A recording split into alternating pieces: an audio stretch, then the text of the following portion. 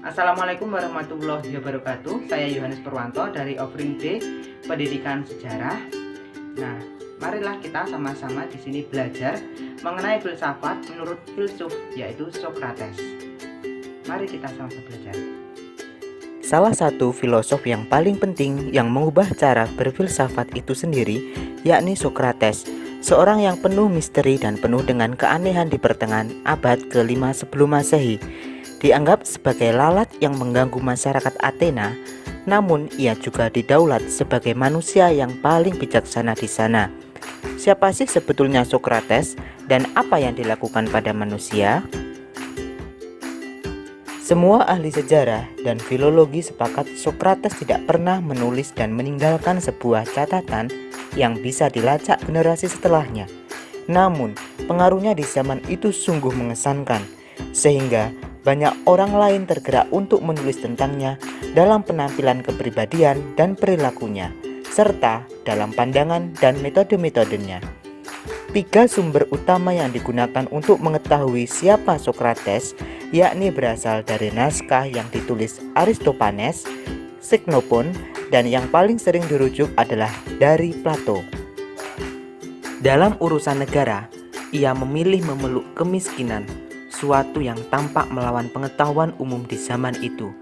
Penyematan gelar filosof atau seorang yang berfilsafat oleh orang Yunani sebetulnya sudah ada jauh sebelum Socrates dikenal. Tokoh-tokoh itu diantaranya adalah Thales, Parmenides, dan lainnya.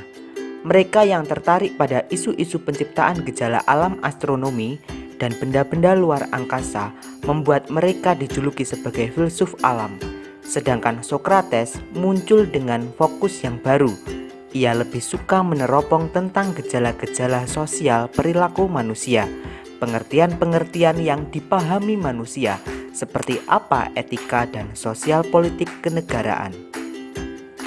Pekerjaan seumur hidup Socrates terdiri dari pemeriksaan kehidupan manusia, kehidupannya sendiri, dan kehidupan orang lain. Karena baginya hidup yang tidak diuji tidak layak untuk dijalani oleh manusia. Pekerjaan itu mengharuskan dirinya untuk selalu bertemu dengan manusia. Di mana ada kerumunan manusia, maka disitulah Socrates biasa ditemukan. Kebiasaannya adalah pergi ke pasar dan ke sejumlah tempat umum di mana manusia sering berkumpul. Ia bercakap dengan berbagai orang yang berbeda, tua, muda, pria, wanita, budak, merdeka, kaya, dan juga miskin. Socrates bercakap dengan siapa saja yang bisa diajaknya dalam mode tanya jawab untuk menyelidiki masalah-masalah serius. Salah satu yang akan dia lakukan pertama jika bertemu siapapun adalah bertanya. Socrates menanyai orang-orang tentang apa yang paling penting, misalnya keberanian, cinta, kehormatan, dan keadaan jiwa mereka secara umum. Socrates tidak pernah peduli orang yang diajaknya berbicara mau atau tidak. Itu pula yang membuat dirinya mendapat julukan sebagai seekor lalat pengganggu di Athena. Socrates menggunakan metode yang dikenal sebagai dialog. Dia artinya melintasi atau menyeberangi, dan logos berarti kata atau nalar. Socrates mau mengajak orang-orang agar memperhatikan dan memuaskan jiwa yang ada di tubuh manusianya. Baginya, dialog harus menelanjangi jiwa dan berefleksi agar orang menjadi sadar akan hidupnya.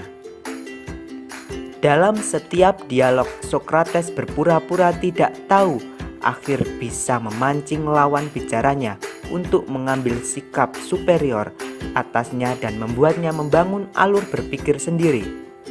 Bagi Socrates, setiap orang telah memiliki basis-basis pengetahuan.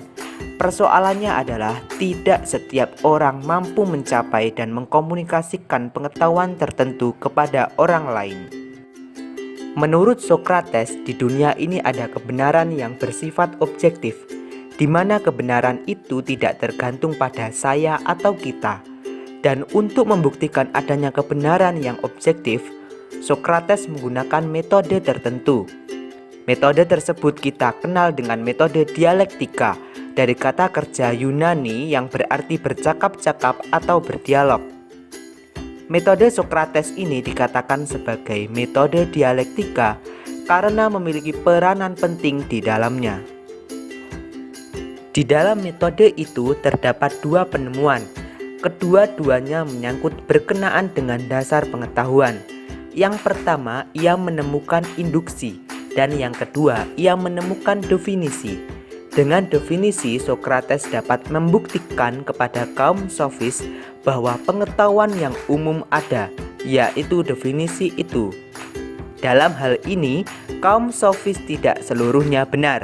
Yang benar ialah sebagian sepengetahuan bersifat umum dan sebagian bersifat khusus.